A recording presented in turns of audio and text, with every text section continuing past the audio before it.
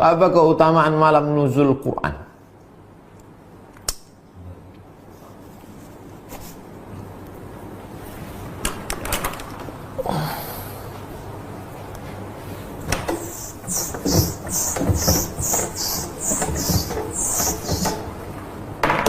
Inna anzalnahu fi lailatul qadr. Qadr. Satu. Fulanun lahu qadr. Si fulan itu punya qadar, artinya mulia. Kalau nampak kita raja, fulanun lahu qadrun, itu orang mulia. Maka malam Lailatul Qadar artinya malam yang memiliki kemuliaan. Dua.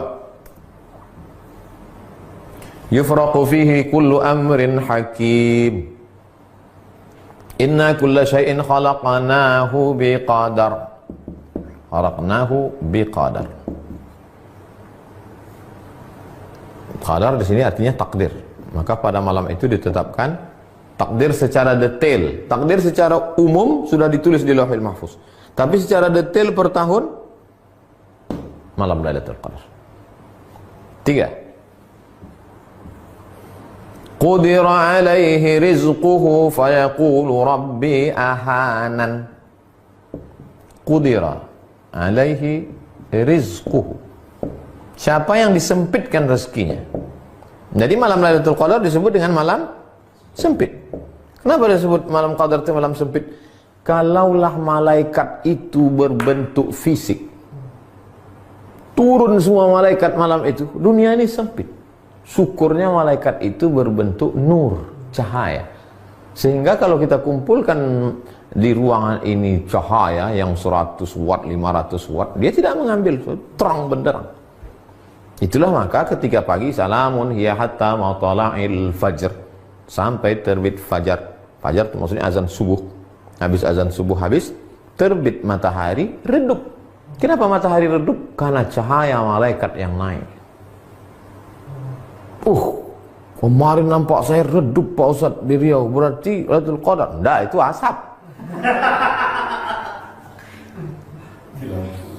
Nah, 3.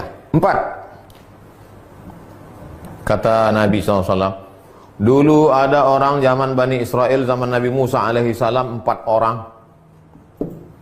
Malamnya qiyamul lail beribadah kepada Allah, siangnya jihad fisabilillah. Malamnya tak pernah tidur beribadah kepada Allah, siangnya jihad fisabilillah. 80 tahun tidak pernah buat dosa torfata ainin, walaupun sekedip mata, tak pernah buat maksiat.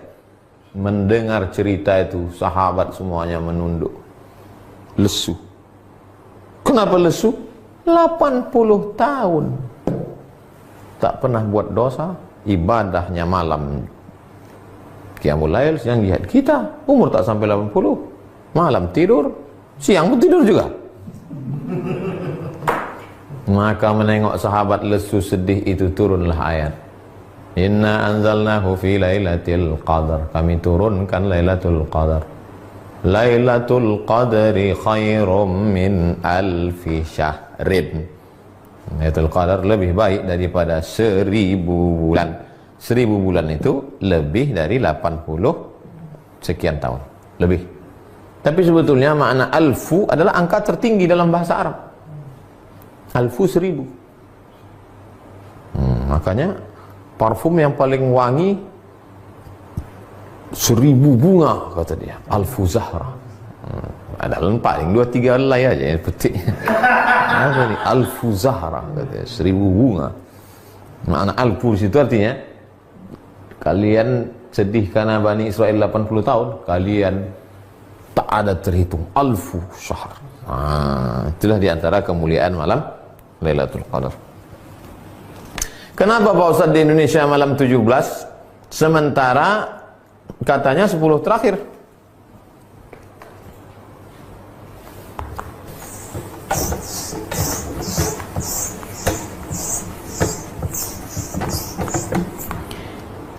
Inna anzalnahu fi lailatin mubarakah. Kami turunkan Al-Quran itu pada suatu malam yang penuh berkah. 2. Inna anzalnahu fi lailatul qadr. Kami turunkan pada malam qadar.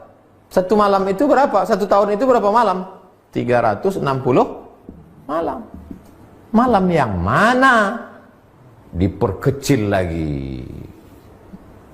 360 malam diperkecil lagi.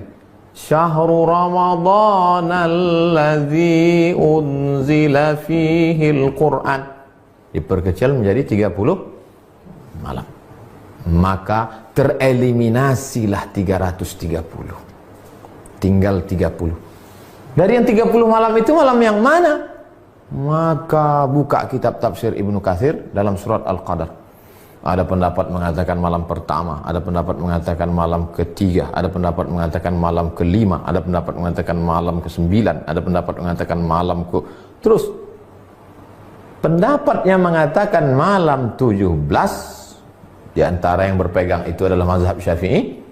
Wa ma anzalna ala abdina, yang kami turunkan wahyu pada hamba kami Muhammad sallallahu alaihi wasallam, yaumal jam'ani, yaumal furqani, yaumal taqal jam'an, pada malam bertemu, pada harinya, malam harinya ketemunya dua pasukan. Kapan ketemunya dua pasukan itu? Tanggal 17 Ramadan.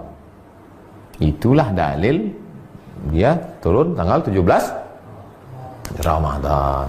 Lalu yang mengatakan 10 terakhir dari hadis, taharru lailatul qadri fil ashril awakhir min Ramadan. Carilah Lailatul Qadar pada malam terakhir Ramadan. 21 ramai iktikaf masjid, 22 kosong, 23 full, 24 mall, 25 penuh, 26 sibuk pasar bawah membeli, 27 puncaknya, 28 kosong, 29 balik kampung. Datang corona, kosong semuanya.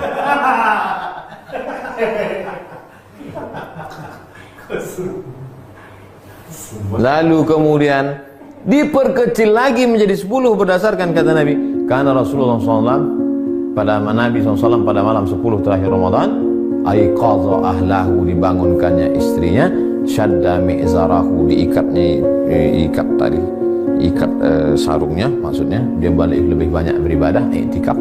Itulah dalil yang mengkhususkan 10 terakhir. Malam 27 hadis Nabi. Tapi ini semuanya adalah prediksi. Buka tafsir Al-Kabir Imam Fakhruddin Ar-Razi, tafsir Ar-Razi, Mafatihul Ghaib, kunci-kunci ghaib, pada ayat surat Al-Qadar. Di penutup itu dia sebutkan, Allah tidak sebutkan siapa yang dapat taubat nasuha.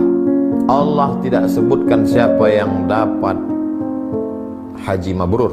Allah tak sebutkan siapa yang dapat sholat wusta. Allah tak sebutkan siapa yang dapat Lailatul Qadar. Supaya apa? Supaya kita tetap senantiasa berharap. Berharap itu bahasa Arabnya ar-raja. Ar-raja adalah salah satu stasiun mendekatkan diri kepada Allah Subhanahu wa ta'ala. Bayangkan kalau ditetapkan waktunya. Lailatul Qadar itu adalah malam 11. Maka malam 11 itu adalah orang ramai, malam lain kosong. Atau ada satu orang yang dapat ilham malam-malam, kau sudah dapat Lailatul Qadar, sampai mati tak ke masjid lagi.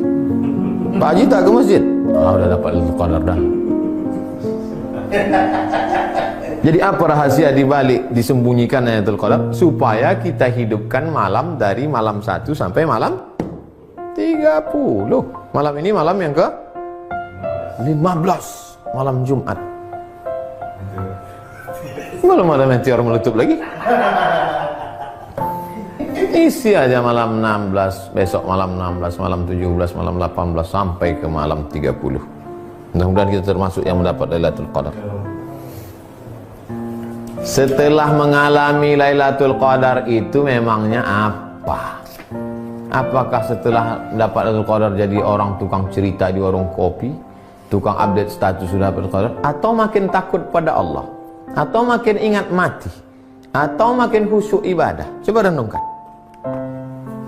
Suatu malam Pak Ustaz, tiba-tiba saya terbangun jam 2. Di samping tempat tidur saya itu ada ceret. Mau saya tuangkan air, gak keluar Pak Ustaz.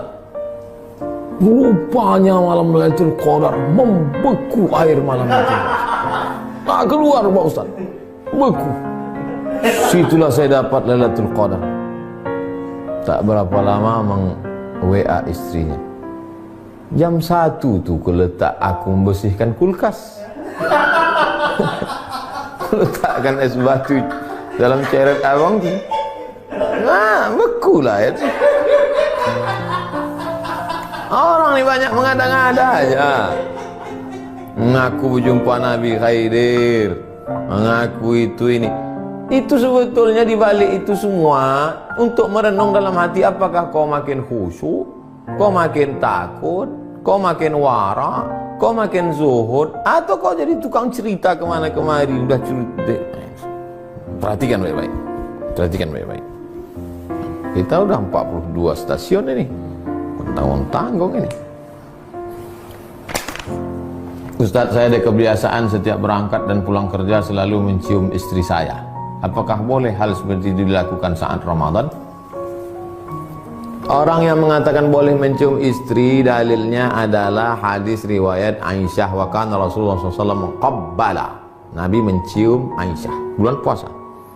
Ulama yang mengatakan tidak, dia Nabi boleh, karena Nabi bisa mengontrol hawa nafsunya. Kau tak terkontrol, takut dia lepas. Apalagi akad nikahnya baru kemarin 1 Ramadan. Berapa banyak orang tak bisa menahan hawa nafsu, melakukan hubungan pada siang Ramadan itu, berpuasa 2 bulan berturut-turut, bukan tanggung-tanggung. Yang jalan tengah, kalau dia bisa menjaga hanya sekedar kasih sayang, boleh. Tapi kalau yang tak bisa, maka dia jaga dirinya. Itu tentang mencium istri pada bulan Ramadan.